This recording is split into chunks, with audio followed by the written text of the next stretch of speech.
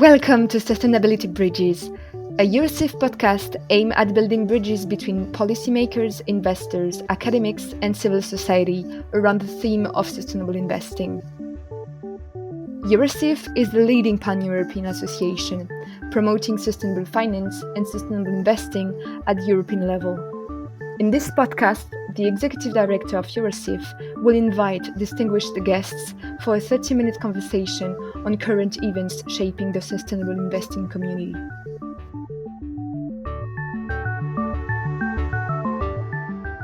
Good morning, ladies and gentlemen. My name is Victor van Hoorn and I'm the Executive Director of Eurosif.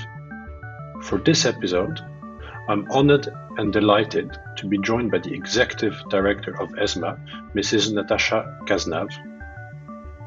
Together, we are going to discuss about ESMA's role, what they see as important developments in this area, and probably also the very recent Sustainable Finance Roadmap they published. Dear Natasha, thank you very much for accepting our invitation and being with us today. Good afternoon, and thank you very much for inviting me. Delighted to be here. Obviously, ESMA recently published a very comprehensive and ambitious sustainable finance roadmap. And I think maybe to start off, it would be very helpful for our listeners to understand a bit what ESMA sees for itself as a role in this space and in helping the European policymakers in this agenda they've rolled out over the last couple of years.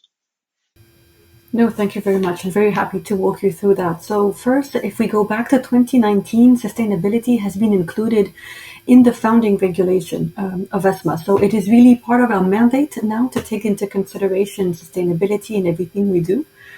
As soon as 2020, ESMA put out a new sustainable finance strategy to explain how it would incorporate these factors within all its activities. And as you see the policy making develop and the framework developing and also the market developments, now we have defined an ambitious roadmap, as you were describing, for 2022 to 2024 to try and streamline and clarify what are the areas where we are really expected to deliver in the years to come and focus. In general, the way we see our contribution, and I'll come back to the roadmap in a minute, is that we are one part of the system, one contributor to the definition and the elaboration of the sustainable finance framework. We try to help the legislators in designing a comprehensive framework that will help in the end and for an orderly transition to a more sustainable economy. So how we do that? There are a number of areas, and we contribute through the single rulebook, for example, where we provide technical advice, technical standards. But here, at the point in time where we are very much focused on supervisory convergence, and I'm sure we'll discuss that again further on. And in particular, we've designed this roadmap with a way of saying there is so much going on. Where can we bring the most value? Where is the biggest need? And what can the securities regulator bring? 3 big areas in our roadmap for the years to come. First, fighting greenwashing and focusing on transparency. And here the area is, the objective here is to define fundamental features. So what exactly are we talking about? What are the proper supervisory responses? What are the expectations in terms of disclosures? And how can we maintain trust in the system and making sure that we have transparency, comparability in the system?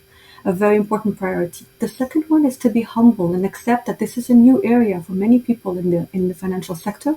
And so we need to build capacity, both us at ESMA, but also the national competent authorities. So how can we help in building gradually more capacity, more awareness? And finally, the third building block is monitoring and assessing, analyzing ESG risks. We've already incorporated in our risk assessment a new environmental risk so that it's much more embedded in what we do. And we also look at climate risk through stress tests. We've been asked also by the Commission to conduct a one-off stress test that we will be conducting with the other ESAs. And this will really teach us a lot on how these factors play into the market and what risk they represent. So this is a little bit where we are. And of course, there are other areas we're looking at in particular, and I'll be very brief on these. In addition to the roadmap, we continue our regular work, and that is providing guidance on the SFDR, so the Sustainable Finance Disclosure Regulation, where we have been continuously providing guidance and there is still more to come. We are also active on the corporate sustainability reporting side, so we are active there. We're an observer on the FREG and trying to see what's happening there. We'll have to come up with a formal opinion. And finally, on the distribution side, we're looking at our guidelines on suitability, so also on the interaction between the retail investor and the distributor. So all in all, quite a lot going on. But this is a little bit how we see our contribution to the overarching framework.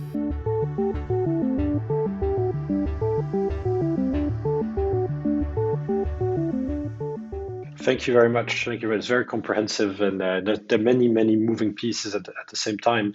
I guess one thing I think we'd be particularly interested to understand a bit more is if you look at sustainability, it seems that beyond the maybe traditional mandates of supervisors, which focus on investor protection and maybe to a certain degree financial stability, now it seems that supervisors will be expected to verify things like total greenhouse gas emissions by issuers or how they report those sustainability variables. I can imagine that this can be a little bit of a challenging capacity, as you say, because it is looking at different things and appreciating different complexities than the traditional financial reporting. How are you building that capacity, or what do you see as the challenges there? That's a huge and a steep learning curve for everyone. At the same time as the market is adapting and gradually has been learning also how to report on different indicators, you had all the work on the TCFD, in Europe the TEG. So gradually we've been learning, and it's really impressive the speed at which we've been progressing in this area if you compare to financial accounting, for example. Now we are already developing standards in the sustainability space when 10 years from now nobody was talking about this. So it's quite impressive how this has been done, but it does require necessarily that issuers, regulators, but also other stakeholders in the ecosystem, everybody will have to step up to this challenge and make sure that gradually we'll learn. So a lot of work for people who are informed and can train. And of course, we're recruiting colleagues. We're going to training sessions. We're trying to build that capacity for the national authorities. Certainly an area where there's still a lot to be done.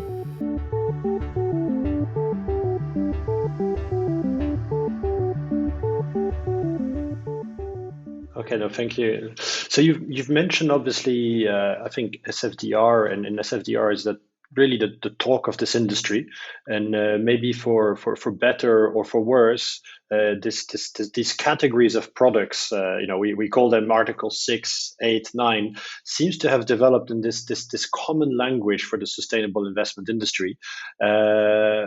Obviously, maybe the framework wasn't entirely designed for that initially. Do you have any thoughts on where the market is going? Is it the right thing? Do we need to adjust that a little bit?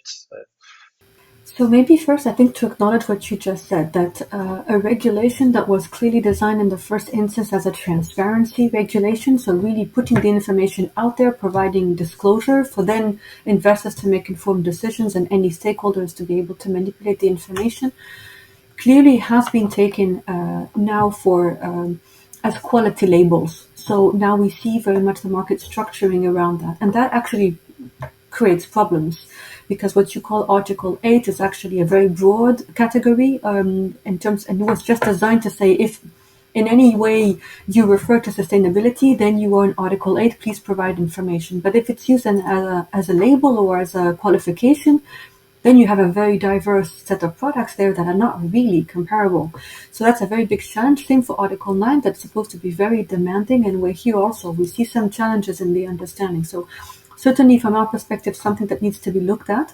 We hope that the very significant amount of work that we've done in the area of disclosures and mandatory disclosures will help provide more comparability, will streamline also the understanding, the expectations out there.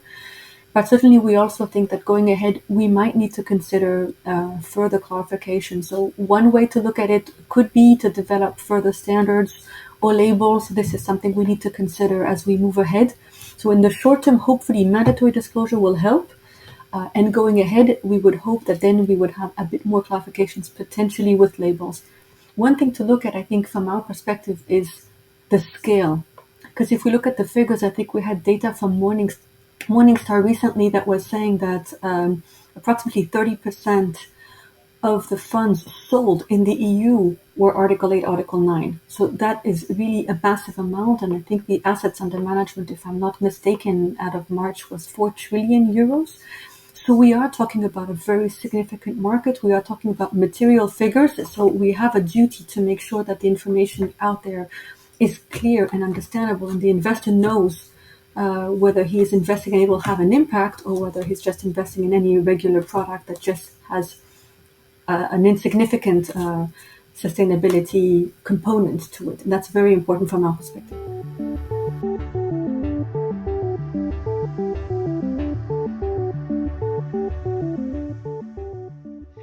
No, indeed, because you mentioned it, and I know that part of your roadmap is particularly tackling greenwashing, particularly, of course, with the need to protect the retail investor, which is often the less sophisticated type of investor.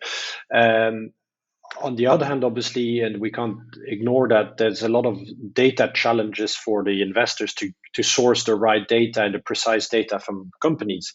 So I can imagine that for you as coordinator of the supervisors, it can be a challenge to reconcile those two dynamics. So how do you go about that?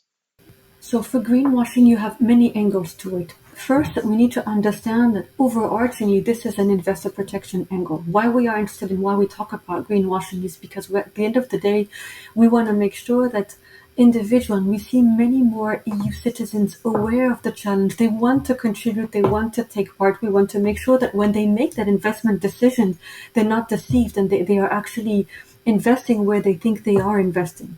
Greenwashing in general, and we need to work on a proper definition, but just in general terms to give a sense, it's just a misalignment between the promise of the ESG feature and what actually the product or the firm is delivering. So that misalignment can create frustration, but it can create mistrust and then potentially really affect the whole change we're trying to operate and the ability of the investment community to contribute to financing this transition. So it's really key. It's really not to be a problem for the industry. It's a fundamental role of the regulators. We need to make sure that this works. And there's a very strong awareness in the supervisory community that we have a duty to respond to that need. So what we're trying to do here is we are trying to work with the national supervisors to make sure we have a common understanding of what the requirements are, of what we understand by the concept of greenwashing, of how the current regulation operates, what is expected, and how it's actually enforced on the ground. So as much as possible, we create this level playing field, this common understanding in how we supervise these markets. And then in addition, you have there will be work done on the definition of greenwashing itself. And finally, I think there's also a dimension of understanding for the end investor. So what you said about the lack of data, we need to make sure on the one hand that the information is clear, simple, understandable for the investor so that he can actually reconcile his intention and what's proposed, and here the advisors will play a key role. And then it's true we have this issue of lacking data for the moment. So that's why we need to work with the national regulators to see what kind of guidance we can provide, how far can we go. On this particular point, we've been calling for regulation, for more information on data, for a proper framework. It's the duty also of the firms to make sure that the information they give is appropriate. But we're conscious also, all of us, that this is an area that's moving very fast, where we do not yet, it will come with the corporate sustainability reporting, but it will come. In the meantime, we don't have it. So we also have to accept we're in this sort of transition situation. And so we want to make sure that in that phase, everybody is responsible, because at the end of the day, we want to make sure that we maintain that trust in the system.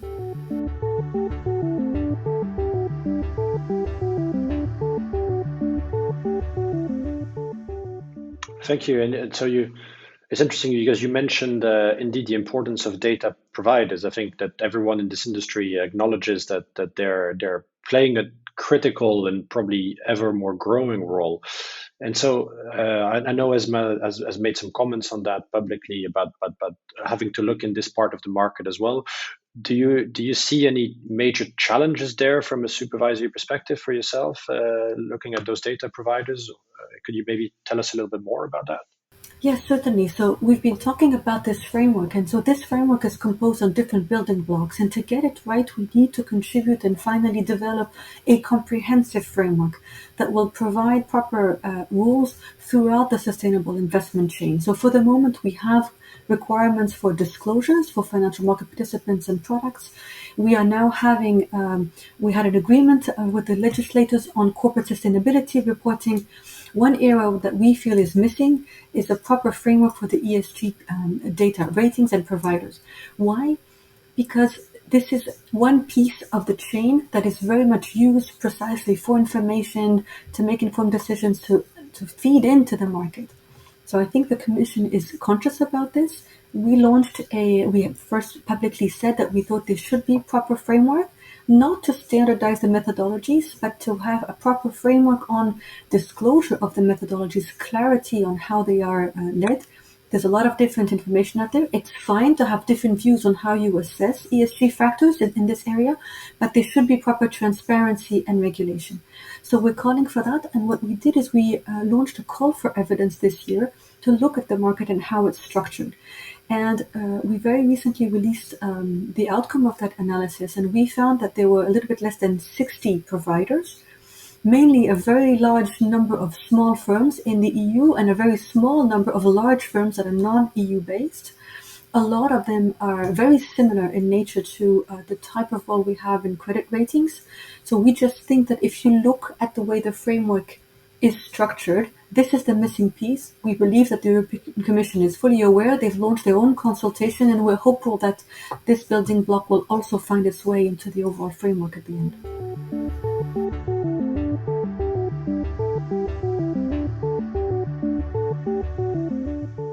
Thank you very much. Now, I think maybe that's we looking at that and as this reliance on third-party data providers and some of the headlines we've seen around the industry recently, which were some scandals, one could say.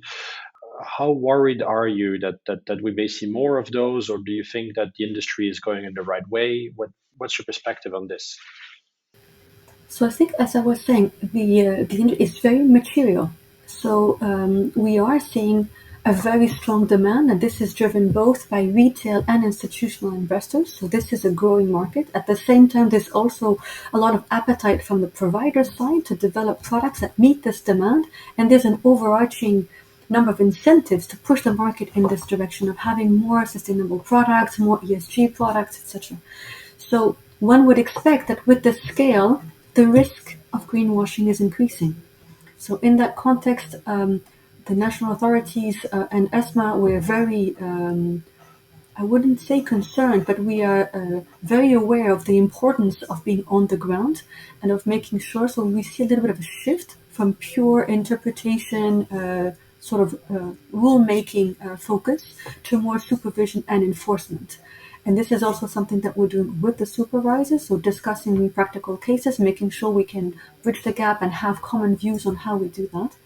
And recently, so ESMA has been, we have a whole toolkit for that to work on convergence, but in particular, recently we published a supervisory briefing in the investment fund area, for example, to try and clarify a number of areas. So this is encouraging national authorities, for example, to look at names, because names convey a message to the investor. So making sure that there's an alignment between the name and what is exactly the engine and the investment strategy, or similarly to encourage national authorities to look at portfolio composition, and same thing to check whether there's a good alignment there. So we do expect to see many more actions on the ground and supervisory efforts, just because we've moved already from the beginning, the disclosure, a nascent market, to a very significant market, and the need to actually already rein in some conduct issues.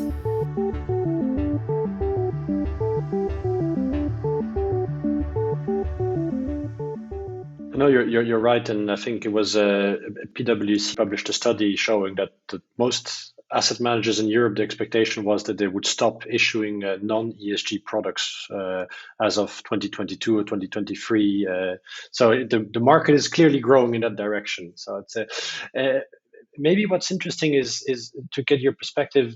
The EU was obviously the first one to move in the space, was the first one to adopt a kind of a regulatory framework on SFDR, on transparency for investment products. It's interesting to see now that we have seen the United Kingdom consider its own framework. We have seen now recently also the United States, the regulators there launching some rules. So what do you see as maybe what happens in the dialogue you have with your peers there? Because I assume you have a dialogue with United Kingdom peers or US peers. Do you sense that there is a convergence on its way there, or do you think that there are different approaches, different perspectives? Can you share some of your thoughts here? Certainly. So it's very high on the agenda of all our dialogues with our colleagues around the globe. So sustainable finance is really high on the agenda. We are very supportive of the work that is conducted by IOSCO in this area, so the IOSCO Sustainable Task Force, where there's a lot of initiatives there and a lot of discussions and trying also to bring us all together in terms of the expectations in the different areas. So ESMA is very active in that field. Generally, we consider that with global challenges, you need global responses. At the same time, we need to acknowledge that the EU has a particular leadership role here and a specific perspective. We are in advance in some of the way the framework has already been developed. So it's more, we're very focused on making sure we have interoperability, for example, on sustainability reporting.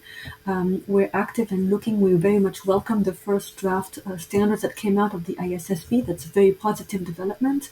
Necessarily in the EU, it will go a little bit further, but we want to make sure it's interoperable. So the discussions we have are more, I think there's a general common agreement on the objective, on what we're trying to achieve, and hopefully as much as possible we will be supporting convergence. And hopefully you can have a kind of a building block approach with a common baseline at international level and then potentially an additional specificity or in the EU.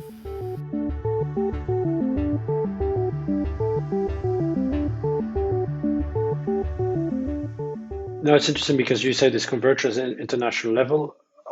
Obviously, probably in the course of last year, at some point, we saw a number of European supervisors from different countries in Europe maybe consider adopting some of their own rules or some of their own guidances to complement the EU framework. What's your perspective on those? Because obviously, from an industry perspective, sometimes it can be correcting some of the limitations you might see, but on the other hand, it carries a certain risk of fragmentation of the market if the rules are too different. So how do you look at that? So I think national authorities have felt the urge to provide some guidance to the market because they were facing issues on the ground. The regulation was still being developed. We were still providing guidance. There's still plenty of rounds of Q&As with the Commission to clarify. And in the meantime, the market is there. And it's just the pace and the speed at which the market was transforming that led some national authorities to make these decisions. It's true, it makes it a little bit complex, and ESMA feels really strongly about its role in supervisory convergence. So we are bringing the supervisors around the table. We are leveraging on this experience of some of these regulators who have moved forward or who can bring to the table the rationale for their decisions and how to do that. And hopefully that will actually help us be stronger on the supervisory convergence front, that we can then reach common ground on what should be done next. It's a little bit part of the fact that the situation is what it is. As much as possible, we are working also with the other European supervisory authorities. We are working with our board members to try and as much as possible provide an EU perspective. It's in the interest of the investors, it's in the interest of all stakeholders and the firms themselves as well at the end of the day. But it's more this necessity by the evolution and the speed of the development that has led to the situation we're in today.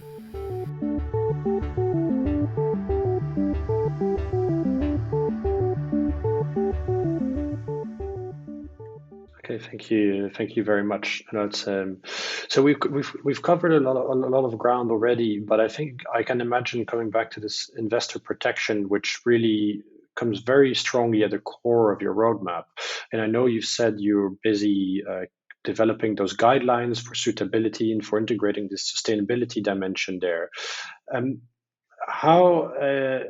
Maybe one of the comments often made by people having to implement this is that this is a very technical framework with a lot of very technical terminology that's very specific.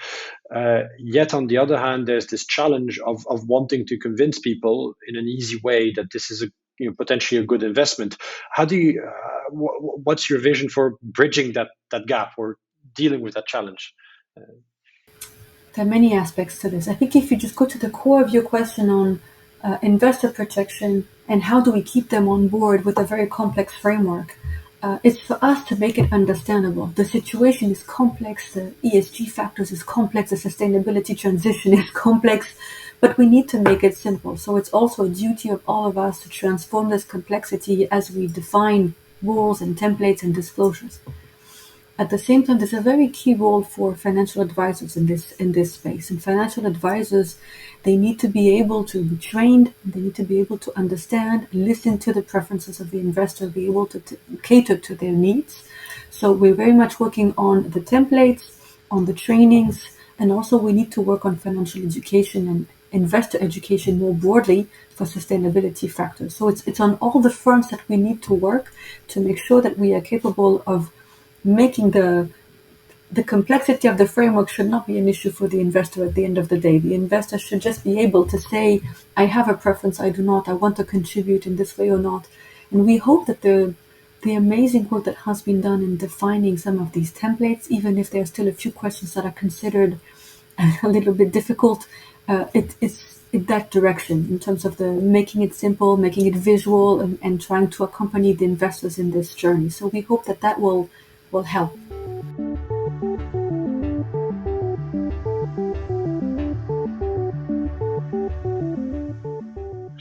So, Natasha, looking at where we are now in the EU, you know, on the one hand, you hear always that the challenge with data, market participants criticizing. On the other hand, there's a lot has been done. So, how do you feel? Where do we stand on this journey on sustainable finance in the EU? Yes, thank you for the question, because really I think we're often criticizing because, yes, the framework is not perfect, but I think we can be very proud in the EU of how far we've come and how much progress we've made. And we have a taxonomy in place. Yes, it has to be complemented, but it's there. It's a good framework. We have the SFDR. We're having more building blocks coming with corporate reporting. So yes, sometimes we over-focus on the complexities, the inconsistencies that have surfaced that we still need to address. And I'm not downplaying the importance of that. But it's very important also to be conscious that we are really clearly on that journey and clearly in a leadership role. People are looking to Europe to see how we're doing things, and that is also something we should be very proud of. So certainly a lot more to be done. Certainly we understand and we hear the criticism and the areas where we need to clarify and do better, but also a lot of progress has been achieved already.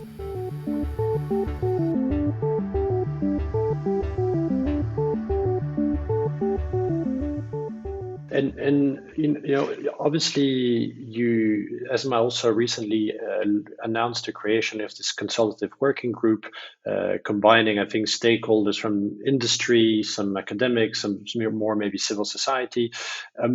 What would you want, to hear more of from these stakeholders or from the financial industry in your work looking forward? Is there something we can do better to help you in this mission?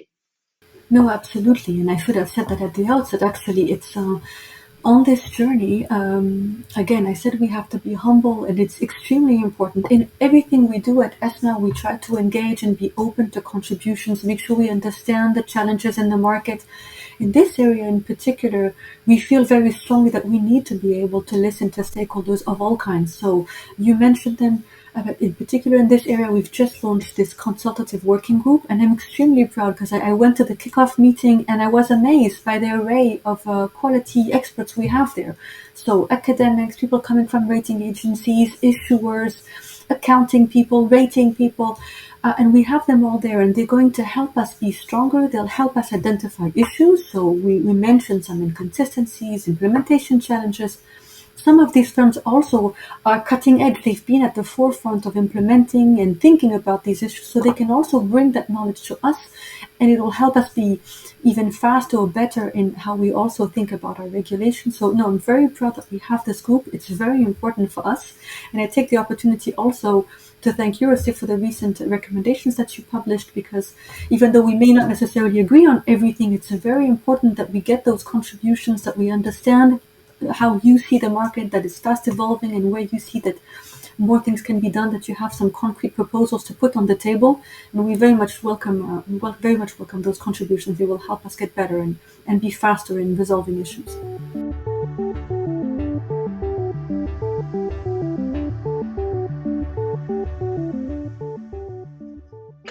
Well, it's great to hear it on a positive note for Eurosif as well. So thank you very much for that.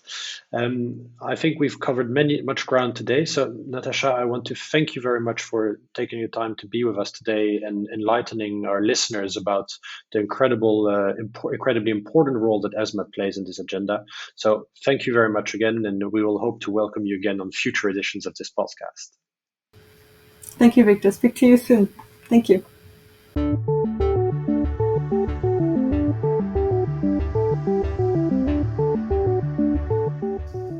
It brings us to the end of this insightful conversation and the end of today's episode.